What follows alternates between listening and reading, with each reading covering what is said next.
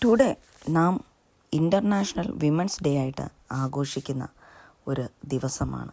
അതായത് സ്ത്രീകളുടെ ദിവസം. സ്ത്രീ എന്ന ഒരു അഭിമാനം എന്ന് നാം മനസ്സിലാക്കുന്ന ദിവസമാണ് ഇൻ്റർനാഷണൽ വിമൻസ് ഡേ.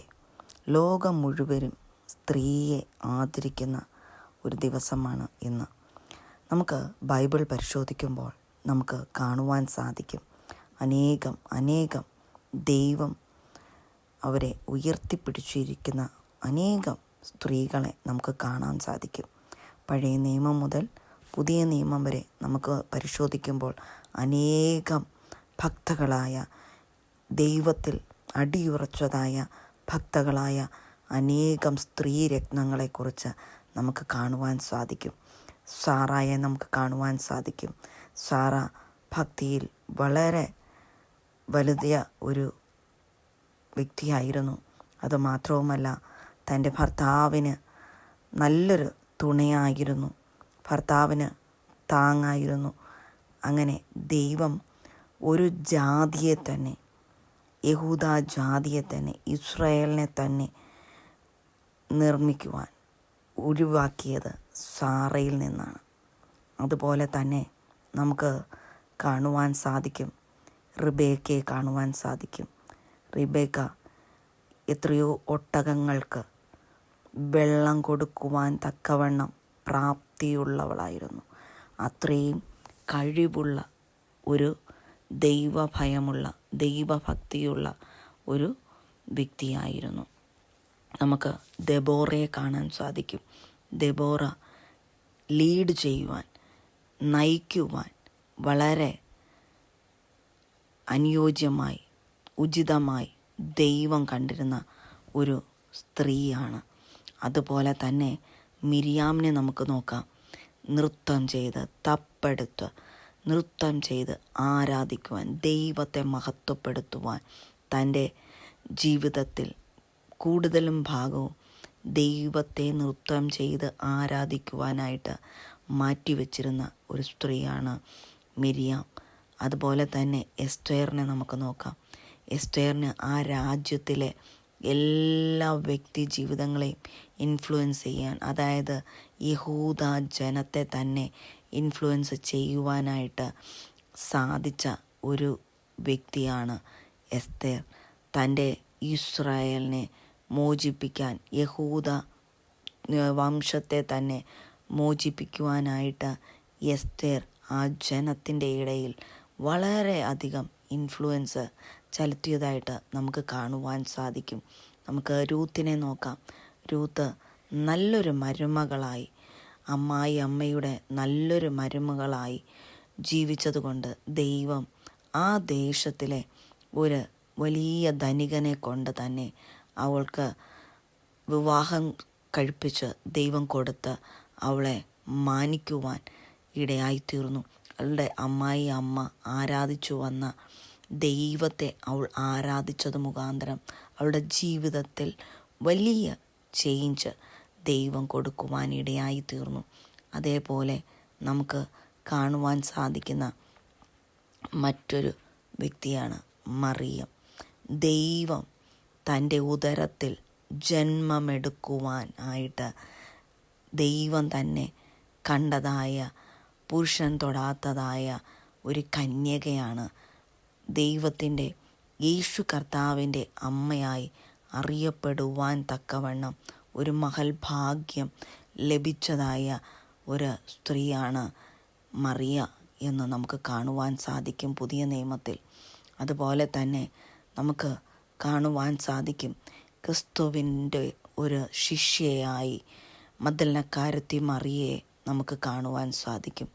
അവളാണ് ലോകത്തിൽ ഏറ്റവും ആദ്യം സുവിശേഷം പറഞ്ഞതായ സ്ത്രീ എന്ന് നമുക്ക് കണക്കാക്കുവാൻ സാധിക്കുന്നത്.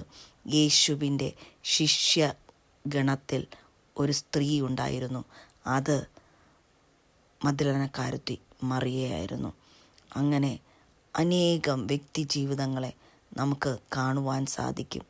അതേപോലെ തന്നെ സദൃശവാക്യം 31 അധ്യായത്തിൽ ഒരു സാമർഥ്യമുള്ള സ്ത്രീയെക്കുറിച്ച് പറയുന്നുണ്ട്.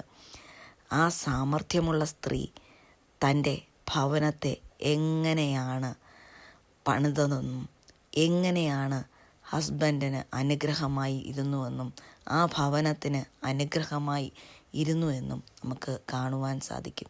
അതുപോലെ ഈ ഞാൻ പറഞ്ഞതായ എല്ലാ സ്ത്രീകളെയും പോലെയും ഇന്ന് നമുക്ക് നമ്മുടെ ഭവനത്തിനും ദേശത്തിലും എല്ലാം നമുക്ക് ആയിരിക്കുന്ന മേഖലകളിലെല്ലാം അനുഗ്രഹിക്കപ്പെട്ടതായി മാറണമെങ്കിൽ ആ സാമർഥ്യമുള്ള സ്ത്രീയെ കണ്ടും അതുപോലെ തന്നെ ഈ കേട്ടതായ എല്ലാ സ്ത്രീരത്നങ്ങളെക്കുറിച്ചും നാം മനസ്സിലാക്കുമ്പോൾ അവരെല്ലാം ദൈവഭക്തി ഉള്ള വ്യക്തികൾ ആയിരുന്നു. ദൈവത്തിൽ ആശ്രയം വച്ചിരുന്ന വ്യക്തികളായിരുന്നു. ദൈവത്തിൽ ഉറച്ച വിശ്വാസം ഉള്ളതായ വ്യക്തികളായിരുന്നു. അതുകൊണ്ടാണ് അവർ അനുഗ്രഹിക്കപ്പെടുവാൻ, അവർ സമൂഹത്തിൽ അനുഗ്രഹിക്കപ്പെടുവാൻ, അവർ ദേശത്തിൽ അനുഗ്രഹിക്കപ്പെടുവാൻ, അവരുടെ ഭവനത്തിൽ അനുഗ്രഹിക്കപ്പെടുവാൻ, അവരുടെ തലമുറകളുടെ മുമ്പേയും അവർ അനുഗ്രഹിക്കപ്പെട്ടതായി കാണുവാൻ, അവർ ആയിരിക്കുന്ന മേഖലകളിലെല്ലാം അവർ അനുഗ്രഹിക്കപ്പെട്ടതായി കാണുവാൻ ഇടയായി തീർന്നത്. അതുകൊണ്ട് നമുക്ക് ആവശ്യം, നാം ഏതു മേഖലയിൽ നാം ശോഭിക്കണമെങ്കിലും ദൈവഭക്തി, യഹോവയിൽ, ദൈവത്തിൽ, യേശു കർത്താവിൽ, ക്രിസ്തുവിൽ നാം ഭക്തിയുള്ളവരായി ദൈവ ഭയത്തോടുകൂടി ജീവിക്കുന്ന വ്യക്തി ജീവിതങ്ങൾ ആണെങ്കിൽ നിശ്ചയമായും ഈ വ്യക്തി ജീവിതങ്ങളുടെ മേൽ എല്ലാം ദൈവം പകർന്നതായ അനുഗ്രഹങ്ങൾ, നന്മകൾ, ജ്ഞാനം, പരിജ്ഞാനം എന്നിവയെ കൊണ്ട് ദൈവം ഓരോ സ്ത്രീകളെയും നിറയ്ക്കുവാൻ ഇടയായിത്തീരും. സ്ത്രീയായി ജനിച്ചത് ഏറ്റവും അഭിമാനമായി, അനുഗ്രഹമായി കാണുവാൻ നാം ഇടയാക്കണം. നാം സ്ത്രീയായി ജനിച്ചത് കൊണ്ടാണ് നമുക്ക് നല്ലൊരു കൂട്ടുകാരിയാകുവാൻ, നല്ലൊരു മകളാകുവാൻ, നല്ലൊരു ഭാര്യയാകുവാൻ, നല്ലൊരു അമ്മയാകുവാൻ, നല്ലൊരു അമ്മായിയമ്മയാകുവാൻ, നല്ലൊരു മരുമകളാകുവാൻ ഒക്കെ സാധിക്കുന്നത്. നാം അങ്ങനെയെല്ലാം ആകണമെങ്കിൽ ദൈവഭക്തി നമ്മുടെ ജീവിതത്തിൽ ഉണ്ടായിരിക്കണം. എന്നാൽ മാത്രമേ നമുക്ക് ഏത് സാഹചര്യം കടന്നു വന്നാലും, എന്തെല്ലാം പ്രശ്നങ്ങൾ കടന്നു വന്നാലും, പ്രശ്നമില്ലാത്ത ലോകമല്ല ഈ നാം ജീവിക്കുന്നത്. നാം ജീവിക്കുന്ന ലോകം വളരെ പ്രശ്നങ്ങളും പ്രതിസന്ധികളും നിറഞ്ഞതായ മേഖലയാണ്. പക്ഷേ നാം അവിടെയെല്ലാം എങ്ങനെ അതിജീവിക്കാം എന്നുള്ളതാണ് ഈ ഓരോ സ്ത്രീകളിലൂടെയും നമുക്ക് കാണുവാൻ സാധിക്കുന്നത്. അവർ ദൈവഭക്തിയുള്ളവരായിരുന്നത് കൊണ്ട് ദൈവം അവരോട് ഇടപെടുന്നതും അവർ ചെയ്യുന്നതെല്ലാം ദൈവഹിതമുള്ള കാര്യങ്ങൾ ആയിത്തീരുന്നതും നമുക്ക് കാണുവാൻ സാധിച്ചത്. ഇങ്ങനെ ദൈവഭയമുള്ള വ്യക്തികളായി നാം ജീവിക്കുകയാണെങ്കിൽ നമ്മുടെ ജീവിതത്തിൽ ദൈവം നമ്മെ എന്തിനാണോ ഈ ഭൂമിയിൽ സൃഷ്ടിച്ചത്, ഓരോ വ്യക്തി ജീവിതങ്ങളെയും ദൈവം സൃഷ്ടിക്കുമ്പോൾ ദൈവത്തിന് ഓരോ ഇംഗിതങ്ങൾ ഉണ്ടാകും ആ വ്യക്തികളെക്കുറിച്ച്. ദൈവത്തിൻ്റെ ഹിതമനുസരിച്ച് നാം മുന്നോട്ട് പോകുവാനായിട്ട് ദൈവത്തോട് താഴ്ന്നിരുന്ന്, ദൈവത്തോട് പ്രാർത്ഥിച്ച്, ദൈവസന്നിധിയിൽ ആരാധിച്ച് ബലപ്പെടുകയാണെങ്കിൽ ദൈവത്തിൻ്റെ ഹിതമല്ലാത്ത ഒന്നും നമ്മുടെ ജീവിതത്തിൽ വേണ്ട എന്നുള്ള തീരുമാനത്തോടെ അപ്പൻ്റെ ഹിതം മാത്രം അടിയൻ്റെ ജീവിതത്തിൽ നിറവേറണം, നമ്മുടെ ജീവിതത്തിൽ നിറവേറണം, എൻ്റെ ജീവിതത്തിൽ നിറവേറണം എന്ന് കർത്താവിനോട് നാം പറഞ്ഞുകൊണ്ട്, കർത്താവിനോട് പ്രാർത്ഥിച്ചുകൊണ്ട് നാം മുന്നോട്ട് പോവുകയാണെങ്കിൽ ദൈവഹിതം നമ്മുടെ ജീവിതത്തിൽ വെളിപ്പെടുവാനും ദൈവഹിതം അനുസരിച്ച് നാം ഈ ലോകത്ത് ജീവിക്കുകയും ദൈവം ആഗ്രഹിക്കുന്ന രീതിയിൽ നമ്മെ ഉപയോഗപ്പെടുത്തുവാനും പ്രയോജനപ്പെടുത്തുവാനും ഒക്കെ കാരണമായി തീരും.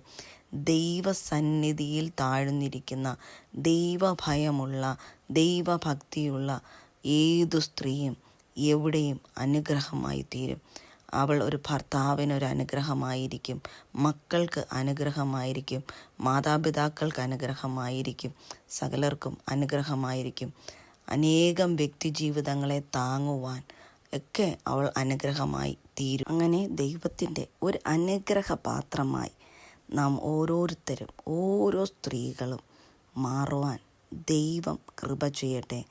ദൈവത്തിൻ്റെ ഹിതമനുസരിച്ച് സമൃദ്ധിയോടെ സന്തോഷത്തോടെ ആയിരിക്കാൻ ദൈവത്തിൻ്റെ അനുഗ്രഹങ്ങൾ പ്രാപിച്ചുകൊണ്ട്, ദൈവത്തിൻ്റെ ഇംഗിതം അനുസരിച്ചുകൊണ്ട്, മനസ്സിലാക്കിക്കൊണ്ട് നാം മുന്നോട്ട് പോയാൽ നിശ്ചയമായും നാം അനേകം പേർക്ക് ഒരു അനുഗ്രഹമായി തീരും, അനേകം പേർക്ക് ഒരാശ്വാസമായി തീരും. അതിനായി ദൈവം സഹായിക്കട്ടെ.